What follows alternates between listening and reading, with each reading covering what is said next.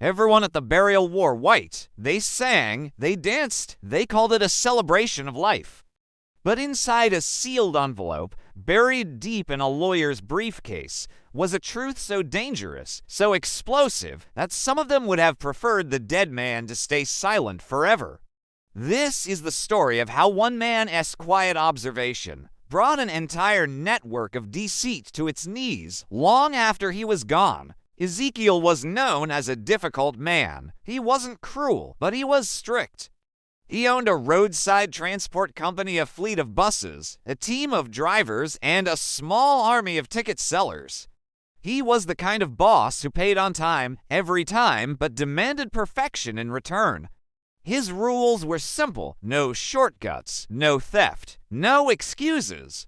When he fell ill, a quiet whisper spread through the company, and even his own family. Life will be so much easier when he has gone. The day he finally died, the sense of relief was almost palpable. A heavy hand had been lifted, or so they thought. What no one realized was that Ezekiel had spent his final, weakening months not just fighting his illness, but watching. Very, very carefully. He was a quiet man by nature, and as his body failed, his eyes and ears grew sharper. He saw everything. He knew money had been disappearing. It wasn't a big, dramatic heist. It was a slow, steady bleed. A few tickets here, a little extra fuel money there, inflated repair costs' death by 1,000 cuts. The culprits were clever. They kept the amount small, insignificant on their own, but over time, they added up to a fortune. Instead of confronting anyone, which would have just led to denials and false apologies, Ezekiel did something far more powerful. He became a silent archivist of their betrayal. He documented everything. He kept daily logs, scribbling in notebooks with a shaky hand. He made handwritten notes detailing suspicious transactions. Most devastatingly, he made audio recordings on an old, forgotten phone tucked away in his bedside drawer. He recorded conversations he overheard, quiet confessions made when they thought he was asleep, and boastful whispers between thieves who believed they were untouchable. He told no one, not his wife, not his most trusted manager, not a soul. Because Ezekiel understood a fundamental truth. The truth only has its full power when people think they are completely safe in their lies. At the burial, the atmosphere was almost festive. Some of his drivers, the ones with the sticky fingers, joked openly about their newfound freedom. Relatives, barely waiting for the soil to settle, were already arguing over who would take control of the business. One cousin, a man who had always mocked Ezekiel's old-fashioned ways, had already parked his flashy car in Ezekiel's personal parking spot at the company yard. It was a bold, arrogant statement. They all assumed inheritance would follow bloodlines and tradition.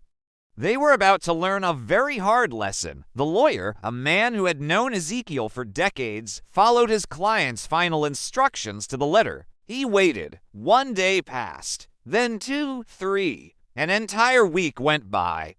The delay was intentional. It was designed to let the thieves get comfortable, to let their guards down completely, to let their arrogance bloom. Finally, on the 7th day, he called everyone to a meeting at his office family, key employees, everyone who mattered. The room was buzzing with anticipation, a mix of greed and feigned grief. They expected a straightforward reading of the will. The lawyer let the silence hang in the air for a moment before he spoke. Before we proceed with the last will and testament of Mr. Ezekiel, he announced he had one final message he wanted all of you to hear. He didn't pull out a document.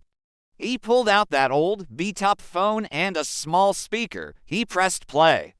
Ezekiel's voice, frail but clear and precise, filled the room. It was chilling. He wasn't angry. He was calm, methodical, like an auditor reading a report. He started from the beginning. He named names. He detailed the methods they used: the ticket swapping scheme, the fuel siphoning, the ghost employees on the payroll. He quoted the exact amount stolen and on what dates. He recounted conversations verbatim, the ones he had recorded when they thought he couldn't hear. He exposed a web of conspiracy that implicated drivers, ticket sellers, and even members of his own family. The joking stopped. The smiles vanished. Silence, thick and heavy with shock and fear, replaced the confident laughter. Then, and only then, did the lawyer open the sealed envelope and begin to read the will. It was a masterpiece of righteous vengeance. Not a single person named on that recording was listed as a beneficiary. Not one. Their inheritance was the public exposure of their crimes. Instead, the will laid out a different vision. The handful of drivers who had remained honest, who had worked hard without stealing, were each given ownership of one of the company's buses. The loyal office cleaners, who earned the least but had shown the most integrity, received substantial cash bonuses. And the arrogant cousin who had parked his car in Ezekiel's spot, he received one single naira and a legally certified copy of the audio recording. The aftermath was catastrophic for the guilty. The room emptied in a stunned silence.